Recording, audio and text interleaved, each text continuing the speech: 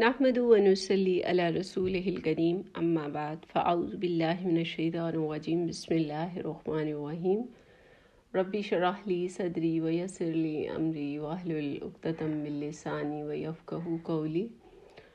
سورۃ والضحیٰ، اس سورت کا بنیادی اور مرکزی مضمون جو ہے، اس میں نبی پاک صلی اللہ علیہ وسلم کو تسلی و تشفی دی گئی ہے، دلجوئی کی گئی ہے اور انہیں غم اور دکھ سے نکلنے کا حکم ہے۔ در حقیقت اس صورت کا جو پس منظر ہے وہ کچھ ایسے ہے کہ نبی پاک صلی اللہ علیہ وسلم کچھ عرصے کے لیے ان پر وحی آنا بند ہو گئی تو آپ صلی اللہ علیہ وسلم پریشان ہو گئے۔ کچھ طبیعت ناساز ہوئی تو آپ صلی اللہ علیہ وسلم رات کے بعد کسی بیماری کی وجہ سے نہ اٹھ سکے، یعنی جو تہجد کے لیے جیسے وہ اٹھا کرتے تھے۔ تو ایک عورت آپ صلی اللہ علیہ وآلہ وسلم کے پاس آئی اور کہا کہ شاید تیرے شیطان نے تجھے چھوڑ دیا ہے۔ در حقیقت وہ ابو لہب کی بیوی تھی جس کا نام جمیل تھا۔ وہ حضور اکرم صلی اللہ علیہ وسلم کی چچی تھیں اور ان کا گھر جو ہے حضور اکرم صلی اللہ علیہ وسلم کے مکان سے متصل تھا۔ اس نے کہا کہ معلوم ہوتا ہے تمہارے شیطان نے تمہیں چھوڑ دیا ہے۔ تو اس پر آپ بہت رنجیدہ ہوئے کیونکہ کافی عرصہ گزر گیا اور وحی کا سلسلہ بند تھا۔ تو اس اسنا میں نبی پاک صلی اللہ علیہ وسلم کو تسلی دی گئی، ان کی دلجوئی کی گئی، انہیں غم اور دکھ سے نکلنے کا حکم دیا گیا اور فرمایا گیا والضحیٰ، قسم ہے روز روشن کی۔ روز روشن جو ہے یہاں پر بہت سے میننگ رکھتا ہے، یعنی امید کی کرن، وحی کے ملنے کی کرن، وحی کے نزول جو ہے اس کی خوشی کی کرن۔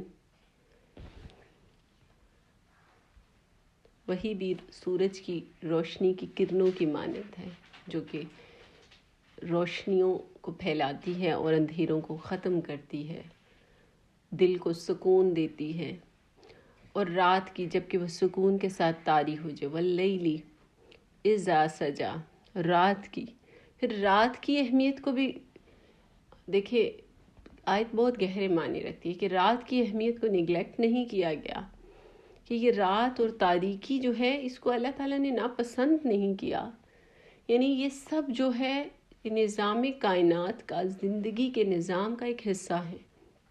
تاریکی، تنہائی، نا امیدی، خوف، پریشانی، مشکل وقت، یہ سب جو چیزیں ہیں ان کی بھی قسم کھائی گئی ہے، اور رات کی جبکہ وہ سکون کے ساتھ طاری ہو جائے، یعنی اگر رات تاریکی ہے، اندھیرا ہے، زندگی ایک دفعہ رک جاتی ہے، لیکن در حقیقت آپ یہ دیکھیں کہ وہ دوبارہ نئے دن کے آغاز کی تقویت بھی ہے، وہی ہمیں قوت دیتی ہے۔ رات کے وقت سونا یا تکلیفیں یا آزمائشیں انسان کو مزید مضبوط بنانے کے لیے ہوتی ہیں۔ تو اس لحاظ سے فرمایا کہ رات کی جب وہ سکون کے ساتھ طاری ہو جائے، ما ودعک ربک وما قلی، اے نبی تمہارے رب نے تم کو ہرگز نہیں چھوڑا، نہ ہی ناراض ہے، یعنی دل جوئی۔ پوری صورت جو ہے ڈپریشن، پریشانی اور اس طرح کی چیزوں کا ازالہ ہے کہ اس میں بڑے خوبصورت طریقے سے وضاحت کی گئی ہے کہ اے نبی تمہارے رب نے تم کو بالکل نہیں چھوڑا، یعنی وہ جو عورت کی اس کا موقف تھا اس کی تردید کی گئی ہے، اور یقیناً تمہارے لیے بعد کا دور پہلے دور سے بہتر ہے، یعنی یہ نہیں ہے کہ اب بس تکلیفیں شروع ہو چکی ہیں، صعوبتیں، آزمائشیں ہیں، خوشی کی نوید ہے کہ آج تکلیفیں ہیں، آج پریشانی کا وقت ہے دین پر، تم پر، آج غالب ہے کفر، آج دلجوئی، آج دل آزاری ہوتی ہے آپ کی، لیکن ایک وقت ایسا آئے گا کہ یہ سب ابتدائی دور کی مشکلات رہ جائیں گی، اللہ آپ کو قوت نوازیں گے، عزت و شوکت، قدر و منزلت، اور پھر ان ساری باتوں کے بعد جو آخرت میں ان مرتبہ اللہ نوازیں گے وہ ان سب سے افضل ہے. یعنی ان تمام مرتبوں کا، نعمتوں کا ذکر ہے دلجوئی کے لیے. وَلَسَوْفَ يُؤْتِيكَ رَبُّكَ فَتَرْضَىٰ، اور ان قریب تمہارا رب تم کو اتنا دے گا کہ تم خوش ہو جاؤ گے.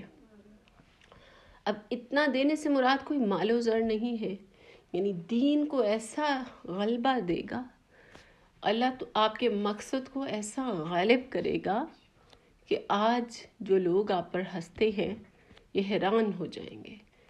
یعنی اس کے بعد پھر دین اسلام کو کیسے تقویت ملی کہ سارا ملک عرب جنوب کے سواحل سے لے کر شمال میں سلطنت روم کی شامی اور سلطنت فارس کی عراقی سرحدوں تک، اور مشرق میں خلیج فارس سے لے کر مغرب میں بحر احمر تک آپ کا دین جو ہے وہ پھیل گیا.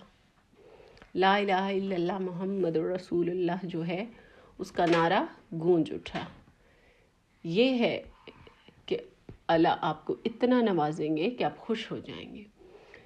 کیا اس نے تم کو یتیم نہیں پایا؟ اور پھر اب وضاحتیں دی جا رہی ہیں. قرآن کا کلام اتنا دلکش اور دل فریب ہے، اتنی خوبصورت کلمات بیان کیے گئے ہیں کہ انسان ان سے محصور ہوئے بغیر نہیں رہ سکتا. کہ جو انسان سوچتا ہے اس کا جواب آگے موجود ہوتا ہے. جو بات اس کے دل میں پچھلی آیت کو یا پچھلے حصے کو لے کر پیدا ہوتی ہے، اللہ نے فطرت کو کہ ایسے مطابق یہ کلام بنایا ہے کہ یہ آپ کے ہر سوال کے اٹھنے کا پہلے ہی جواب فراہم کر دیتا ہے. کہ یعنی اب دلائل ہے کہ کیا اس نے تم کو یتیم نہیں پایا اور پھر تمہیں ٹھکانہ دیا. یعنی نبی پاک صلی اللہ علیہ وسلم جو ہے وہ یتیم تھے، ان کے والد کا انتقال ہو گیا جب ان کی پیدائش کے بعد. پھر 6 سال کے ہوئے تو ان کی والدہ کا انتقال ہو گیا. پھر فرمایا وَوَجَدَكَ، جن حالات میں ان کی تربیت ہوئی، جیسے ایک یتیم انسان کی زندگی ہوتی ہے اور اس کے باوجود ایک یتیمی میں بھی اللہ نے ان کی مدد کی، ان کو نبوت کے عہدے پہ فائز کیا، ان کو رحمت للعالمین بنایا، اور تمہیں نادار پایا اور پھر تمہیں مالدار کیا. یہ آگے تمام نعمتیں ہیں. نادار سے مراد آپ صلی اللہ علیہ وسلم کے پاس کوئی بہت بڑے خزانے نہیں تھے. ایک غلام اور ایک لونڈی اور ایک اونٹنی تھی. کوئی بہت بڑے خزانوں کے مالک نہیں تھے، اور تنگی اور سختی کا عالم تھا، لیکن اللہ نے انہیں نوازا. اور یہ بہت بڑی بات ہے. ہم یتیموں کے حق کھاتے ہیں، مسکینوں کے ساتھ بد سلوکی کرتے ہیں. اس معاشرے میں جتنی تکالیف یتیموں کو ہیں شاید ہی کسی کو ہوں، کیونکہ ہم نہ صرف ان کے ساتھ بد سلوکی کرتے ہیں، ہر حق سے محروم کرتے ہیں، ان کو گراتے ہیں، معاشرے میں ذلت اور تضحیک رویہ رکھتے ہیں، تضحیک آمیز. لیکن اللہ نے اس بات کی بھی تردید اس طرح سے کی کہ خود جن کا ہم کلمہ پڑھتے ہیں، ہر گھر میں اس کا کلمہ پڑھا جاتا ہے، وہ خود بھی یتیم تھے. ہم کیسے ہم جب یہ سوچتے ہیں کہ جس کا ہم کلمہ پڑھتے ہیں وہ بھی یتیم تھے، تو ہم کیسے یتیموں کی وراثت ہڑپ کر سکتے ہیں، کیسے ان کے حقوق کھا سکتے ہیں. لہٰذا یتیم پر سختی نہ کرو. پھر پوری دلائل کے بعد منع فرمایا گیا. سائل کو نہ جھڑکو، یعنی تم سے کوئی ضرورت طلب کرنے آئے، مانگنے آئے تو اسے فراہم کرو، اور اپنے رب کی نعمت کا اظہار کرو. یہاں پر اظہار کیا ہے؟ یہاں پر رب کی نعمت کیا ہے اور اظہار کیا ہے؟ کہ یہ تمام جو چیزیں ہیں ان پہ پراؤڈ فیل کرو کہ میں یتیم تھا اور میرے رب نے مجھے کیا بنایا. میں غریب تھا اور میرے رب نے مجھے مال سے نوازا، اور میں کس حالت میں تھا. اور جب لوگ آپ کو ڈسکریج کرتے ہیں، توڑتے ہیں، یا آپ کا یقین جو ہے اس کی بربادی کرتے ہیں، تو انسان کو مزید مستحکم ہونا چاہیے، خود کو بھی ان نعمتوں کو گنوا کر مضبوط بنانا چاہیے، اور لوگوں میں بھی اس چیز کی مضبوطی کا اظہار کرنا چاہیے کہ میرے رب نے مجھ پہ کوئی کمی نہیں چھوڑی، میں کیسے اس کی ناشکری کر سکتی ہوں، یا میں کیسے اس سے ڈیویٹ کر سکتی ہوں، جبکہ اس نے مجھے ہر میری زندگی جب کچھ نہیں تھی، میں تکلیفوں کا شکار تھی، لیکن اس نے مجھے ہر قدم پر نوازا۔ اظہار کرو۔ پھر اس کے ساتھ ساتھ اپنے رب کی نعمت کے اظہار سے مراد یہ ہے کہ ایک نعمت یہ دین کی تبلیغ ہے، اس کو قائم کرو، لوگوں میں پھیلا دو، پوری اعتماد کے ساتھ اور پورے یقین کے ساتھ اشاعت کرو، بھٹکی ہوئی مخلوق کو راستہ دکھاؤ، اللہ کی پاکی بیان کرو، زیادہ سے زیادہ قرآن جو ہے اس کو پھیلاؤ، یہ ہے اس کا ذکر کرو اپنے رب کا، یعنی یہ مایوسی سے نکلو اور اپنے رب کی شکر گزاری تک کا سفر ہے۔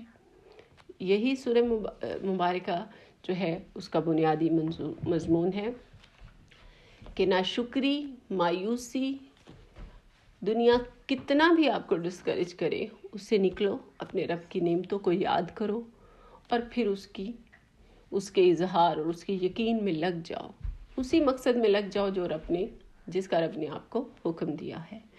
اسی کے ساتھ سورہ مبارکہ کا اختتام ہوتا ہے۔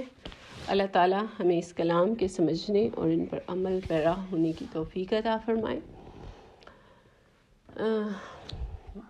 سبحانک اللہم وبحمدک اشہد ان لا الہ الا انت استغفرک واتوب الیک۔ السلام علیکم ورحمۃ اللہ وبرکاتہ۔